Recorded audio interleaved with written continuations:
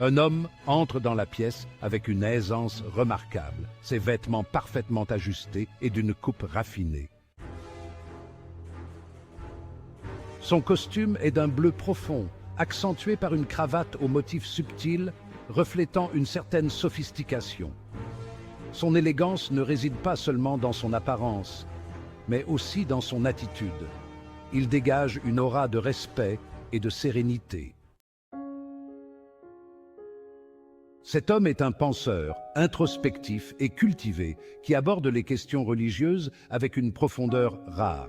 Lorsqu'il parle, sa voix est douce mais ferme, chaque mot soigneusement choisi. Il a la capacité de naviguer avec aisance à travers les textes sacrés, aussi bien de la Torah, de l'Évangile que du Coran, articulant des idées complexes d'une manière accessible.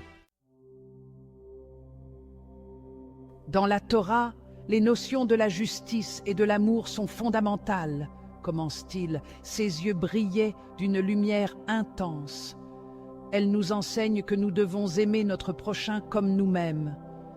Il souligne l'importance de l'empathie et du respect mutuel, des thèmes qui résonnent à travers toutes les Écritures. Puis, il pivote avec une grâce toute naturelle vers le Nouveau Testament en disant ceci.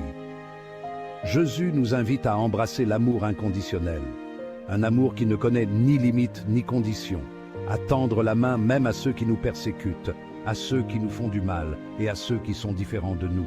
Son regard se veut perçant, cherchant à établir une connexion profonde et sincère avec son auditoire, comme pour toucher leur âme.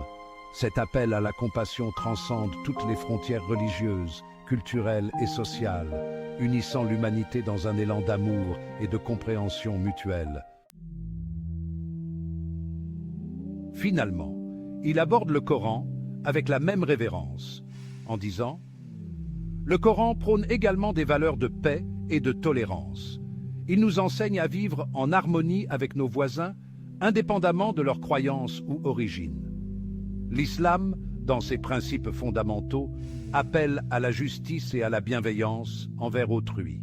Il encourage les musulmans à être des exemples de bonté et de compassion dans leur communauté. Il évoque la notion de Ummah, soulignant l'importance de la communauté et de l'interdépendance. Cette notion renforce l'idée que nous sommes tous connectés et que notre force réside dans notre unité. En parlant de ces trois traditions contenues dans les trois livres révélés par Dieu, nous découvrons une richesse de sagesse et de guidance spirituelle. Cet homme élégant ne cherchera pas à établir des différences, mais à souligner les valeurs partagées. Il mettra en lumière les similitudes qui unissent l'humanité au-delà des croyances humaines, créant un pont entre les cultures et les religions. Après tout, conclut-il avec un sourire chaleureux, nos quêtes spirituelles, bien que diverses, partagent un fondement commun.